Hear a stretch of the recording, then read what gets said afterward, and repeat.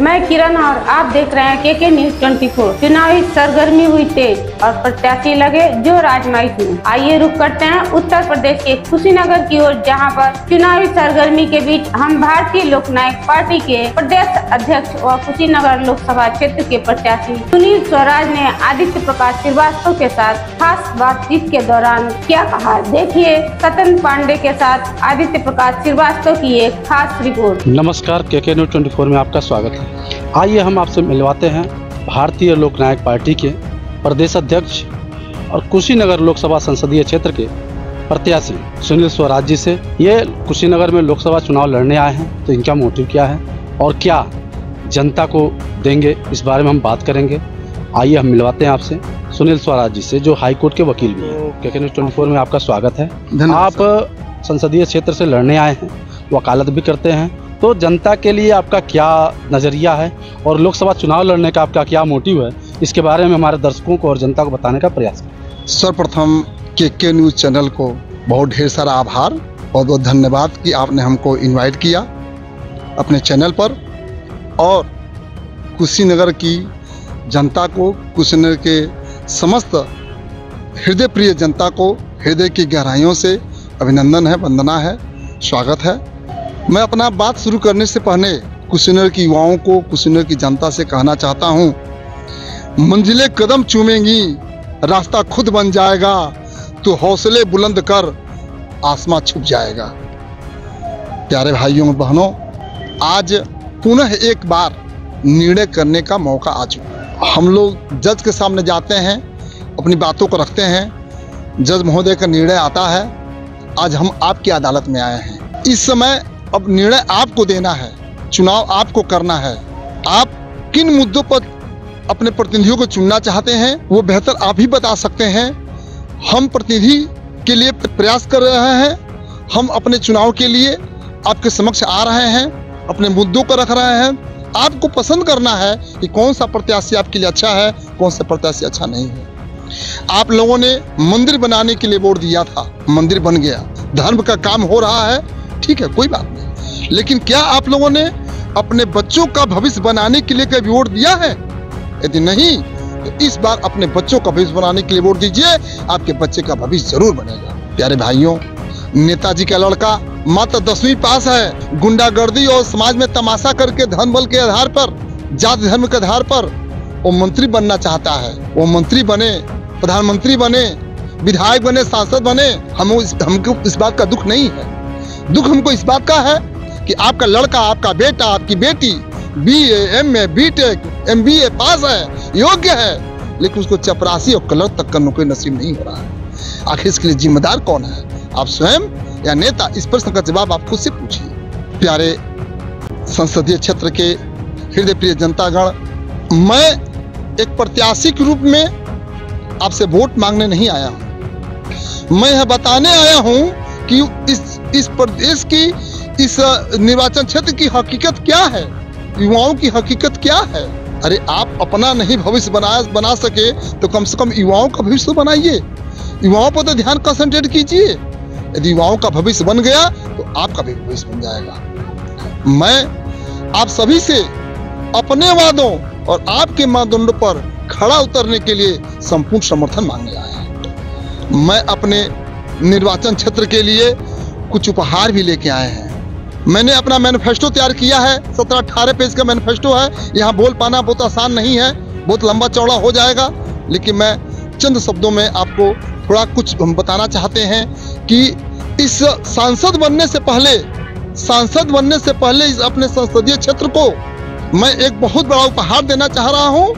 आप यदि PIL करना चाहते हैं, जनहित याचिका दाखिल करना चाहते हैं, आपको लगता है कि ये फला मामला है और इसमें न्यायालय हस्तक्षेप करे, यहाँ काम बन सकता है, यहाँ न्याय मिल सकता है, यहाँ क्षेत्र की समस्या समाधान हो सकता है, तो मैं इसके लिए तैयार हूँ। आप अपना आधार कार्ड लेके आइए और मेरा मोबाइल नंबर याद कीजिए, 91 25 47 68 56। आप हमारे मोबाइल नंबर पर फ़ोन कीजिए कि वकील साहब, सांसद प्रत्याशी जी, यहाँ PIL का मामला है, यहाँ जनहित का मामला है, आप इसको दाखिल कीजिए। जो जनहित के मामले में 60-65 हज़ार रुपये आपका खर्च होता है, वो 1 पैसा भी नहीं खर्च होगा। आपका जीरो बैलेंस पर निःशुल्क मैं अपने पास से पैसा खर्च करके और जन समस्याओं का निदान करवाऊंगा और बाकायदे न्यायालय से कराऊंगा और न्याय दिलवाऊंगा। मेरे प्यारे भाइयों, युवा साथियों, खासकर युवाओं पर मेरा दिमाग का संटेट है। मैं आपके साथ क्या हुआ नहीं हुआ वो तो हो ही रहा है, आप भी समझ रहे हैं। सरकारें अपना काम करी, आप अपना काम कर रहे हैं, लेकिन मैं युवाओं के बारे में ज़्यादा सोच रहा हूँ, ज़्यादा विचार कर रहा हूँ। इसलिए एक आर्यदृष्टि चैनल भी मैं बना दिया हूँ युवाओं के लिए। आप वहाँ निःशुल्क, यानी कोई गरीब का बच्चा यदि IAS बनना चाहता हो, PCS बनना चाहता हो, वो डॉक्टर बनना चाहता हो, इंजीनियर बनना चाहता हो, तो एक बार हमारे मोबाइल नंबर पर फ़ोन कीजिए, आप हमसे संपर्क कीजिए। आपको हम एक बेहतर काउंसलर भी मुफ्त उपलब्ध कराएंगे। एक जो मनोवैज्ञानिक टीम होती है वो भी उपलब्ध कराएंगे। वो मनोवैज्ञानिक टीम बताएगी कि आपका बच्चा, आपका लाडला, आपका बेटा, आपकी बेटी क्या बन सकता है भविष्य में और कैसे पढ़े तो बहुत अच्छा हो सकता है। और आर्यदृष्टि चैनल के माध्यम से उसको जितने एजुकेशनल, जितने भी मटेरियल की आवश्यकता पड़ेगी वो सारा मटेरियल मैं उपलब्ध कराऊंगा। अपनी वाणी को विराम देने से पहले और माननीय संवाददाता महोदय दूसरा प्रश्न पूछने से पहले मैं सिर्फ आपसे से एक निवेदन करना चाहता हूँ, वो यह कि स्याह समुद्र से कोई नूर निकलेगा, मेरे जुनूनों का नतीजा जरूर निकलेगा। अरे डुबो दिया है तूने किश्ती से तो साहिल पर इंतजार न कर, अरे डुबो दिया है तूने किश्ती से तो साहिल पर इंतजार न कर, वह डूबा है तो दूर निकलेगा, मेरे जुनूनों का नतीजा जरूर निकलेगा। जय हिंद, जय भारत, जय कुशीनगर, बढ़े कुशीनगर। 5 साल 50 कार विकास की गारंटी। धन्यवाद सर। अभी आपने युवाओं की बात किया, सभी जन प्रत्याशी आते हैं और युवाओं की बात करते हैं, युवाओं को नौकरी देने की बात करते हैं, उनके जीवन भविष्य बनाने की बात करते हैं। तो मैं एक बार और आप सुनील स्वराज जी से यह जानना चाहूँगा कि आप युवाओं को कौन सा नया मोड़ देंगे जो अन्य प्रत्याशी नहीं दे सकते हैं। बहुत बहुत धन्यवाद सर, बहुत अच्छा प्रश्न उठाया आपने। सर मैं आपको एक चीज बताना चाह रहा हूँ कि मेहनत और मजदूरी में अंतर है। सरकारें मजदूर बनाना चाह रही हैं, युवाओं को मेहनती बनाना नहीं चाह रही हैं। आपको मजदूर बनाने के लिए तमाम स्रोतें उपलब्ध कराई जा रही हैं। दिखाया जा रहा है कि सड़क बन रहा है, बड़े बड़े काम हो रहे हैं, वहाँ रोजगार उपलब्ध हो रहा है, लेकिन वहाँ रोजगार उपलब्ध नहीं हो रहा है, वहाँ भारी मात्रा में मजदूर बनाए जा रहे हैं। और आपको जो मजदूर बनाया जा रहा है उसको रोजगार में काउंट किया जा रहा है। मान लीजिए सुनील स्वराज अपने युवा समय पर अपने कापी किताब के लिए, अपना फीस के लिए किसी भट्ठे पर काम करने चले गए, मान लीजिए 1 मिनट के लिए, और भट्ठे पर काम करके मेहनत मजदूरी करके मैं हाई कोर्ट का एडवोकेट बन गया, तो वो मेरा मेहनत कहलाएगा।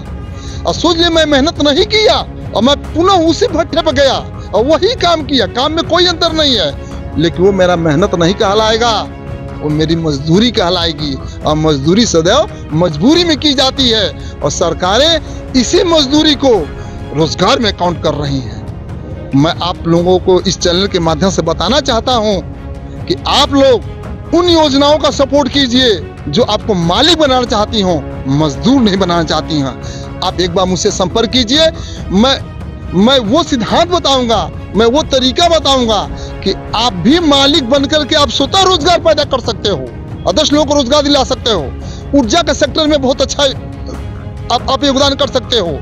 लेकिन जितने भी लोग इकाइयां हैं, जितनी भी अर्थव्यवस्थाएं हैं, उन अर्थव्यवस्थाओं को मिसगाइड किया जाता है, सही गाइड नहीं किया जाता है।